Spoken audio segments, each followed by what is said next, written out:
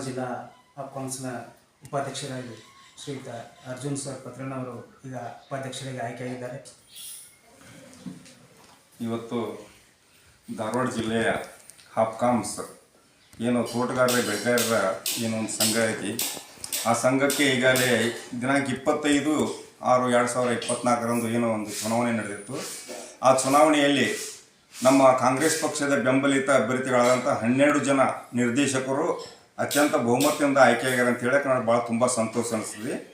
ಈ ಆಯ್ಕೆಗೆ ಕಾರಣೀಭೂತರಾದಂಥ ಸನ್ಮಾನ್ಯ ಶ್ರೀ ವಿನಯ್ ಕುಲಕರ್ಣಿ ಅವರ ಹಾಗೂ ನಮ್ಮ ಧಾರವಾಡ ಜಿಲ್ಲಾ ಉಸ್ತುವಾರಿ ಸಚಿವರಾದ ಸನ್ಮಾನ್ಯ ಶ್ರೀ ಸಂತೋಷ್ ಲಾಡ್ ಅವರ ಶ್ರಮ ಹಾಗೂ ನಮ್ಮ ಕಾಂಗ್ರೆಸ್ ಪಕ್ಷದ ಹಿರಿಯರಾದಂಥ ಘಾಟ್ಗೆ ಅವರು ಇರ್ಬೋದು, ಪ್ರದೀಪ್ ಗೌಡ್ರು ಇರ್ಬೋದು, ಈಶ್ವರಗೌಡ ಶಿವಳ್ಳಿ ಅವರು ಇರ್ಬೋದು, ಅರವಿಂದ್ ಯಗನಗೌಡರು ಇರ್ಬೋದು, ಅಜ್ಜಪ್ಪ ಅಂತ ಇರ್ಬೋದು, ಹಲವಾರು ಕಾಂಗ್ರೆಸ್ ಪಕ್ಷದ ಮುಖಂಡರು ಹಿರಿಯರು ಮಾರ್ಗದರ್ಶನದಲ್ಲಿ ಇವತ್ತು ಚುನಾವಣೆ ನಡೆಸಿ ಚುನಾವಣೆಯಲ್ಲಿ 12 ಜನ ಏನು ಅತ್ಯಂತ ಬಹುಮತದೊಂದಿಗೆ ಪೂರ್ವ ಕ್ಲಿಯರ್ ಮೆಜಾರಿಟಿಯೊಂದಿಗೆ 12 ನಾವು ಕಾಂಗ್ರೆಸ್ ಪಕ್ಷದವರು ಆಯ್ಕೆಯಾಗೀವಿ.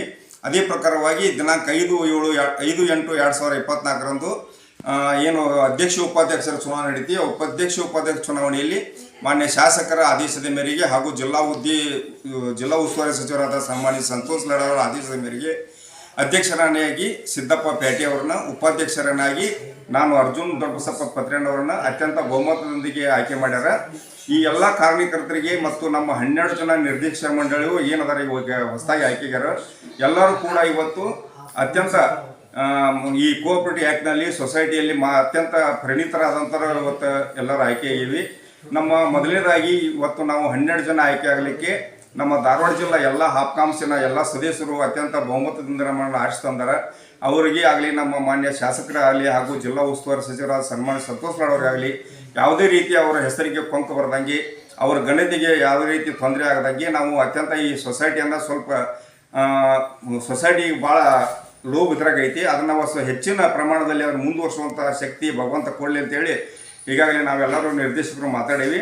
ಅದೇ ಪ್ರಕಾರ ಮೊನ್ನೆ ಎಲ್ಲ ನಮ್ಮ ನಿರ್ದೇಶಕರು, ಅಧ್ಯಕ್ಷ ಉಪಾಧ್ಯಕ್ಷರು ಹೋಗಿ ಸನ್ಮಾನ್ಯ ಶ್ರೀ ವಿನಯ್ ಕುಲಕರ್ಣಿ ಅವ್ರನ್ನ ಹಾಗೂ ಮತ್ತು ಸಂತೋಷ್ ಲಾಡ್ ಅವ್ರನ್ನ ಭೇಟಿ ಕೊಟ್ಟು ಈ ಹಾಪ್ಕಾಮ್ಸ್ ಬಗ್ಗೆ ಏನು ನಾವು ರೈತರಿಂದ ಏನು ನಾವು ಖರೀದಿ ಮಾಡಬೇಕೈತಿ ತರಕಾರಿಗಳನ್ನು, ಅದನ್ನು ನಾವು ಮತ್ತೆ ಮರಳಿ ಹಾಸ್ಟೆಲ್ಗಾಗಲಿ KMF ಆಗಲಿ ನಾವು ವಿತರಣೆ ಮಾಡುವಂಥ ಒಂದು ಉದ್ದೇಶ ಇಟ್ಕೊಂಡೀವಿ. ಅದಕ್ಕೆ ಅವರು ಕೂಡ ಎಲ್ಲ ರೀತಿಯ ಸಹಕಾರ ಕೊಡ್ತಾನಂತಾರೆ. ಈ ಸೊಸೈಟಿನ ಸ್ವಲ್ಪ ಹೆಚ್ಚಿನ ಮಟ್ಟದಲ್ಲಿ ಬೆಳೆಸುವಂಥ ಕಾರ್ಯಕ್ರಮನ ನಾವು ಮಾಡ್ತೇವೆ ಅಂತೇಳಿ ಇವತ್ತು ನಾನು 2 ಮಾತು ಹೇಳೋಕ್ಕೆ ಇಚ್ಛೆಪಡ್ತೇನೆ.